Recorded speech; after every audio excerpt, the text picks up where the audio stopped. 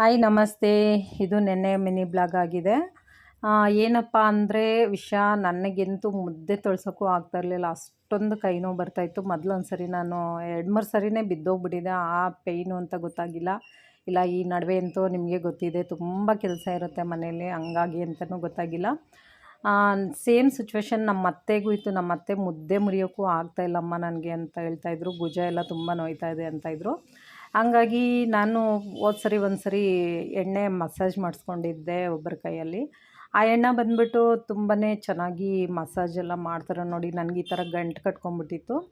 ಹಾಗಾಗಿ ಕೈ ಸ್ವಲ್ಪ ಮಸಾಜ್ ಮಾಡಿದರು, ನಮ್ಮ ಅತ್ತೆಗೂ ಮಾಡಿದರು. ಮತ್ತು ಇವರು ಬಂದುಬಿಟ್ಟು ಕಿಡ್ನಿ ಸ್ಟೋನ್ಗೆಲ್ಲ ಔಷಧಿ ಕೊಡ್ತಾರೆ. 100% ಗ್ಯಾರಂಟಿ ಇದೆ. ಆ ಕಿಡ್ನಿ ಸ್ಟೋನ್ ಹೋಗಿಲ್ಲ ಅಂದರೆ ಏನು ಪೇ ಮಾಡಿರ್ತೀರೋ ಅದು ವಾಪಸ್ ಸಹ ಕೊಟ್ಬಿಡ್ತಾರೆ, ಚೆನ್ನಾಗಾಗಿಲ್ಲ ಅಂತ ಅಂದರೆ. ತುಂಬಾ ಚೆನ್ನಾಗಿ ಯೂಸ್ ಆಗುತ್ತೆ ನೋಡಿ. ಕೈ ಕಾಲು ಹಿಡ್ಕೊಂಡಿದ್ರೆ ಈ ಥರ ಎಲ್ಲ ಮಾಡ್ತಾರೆ.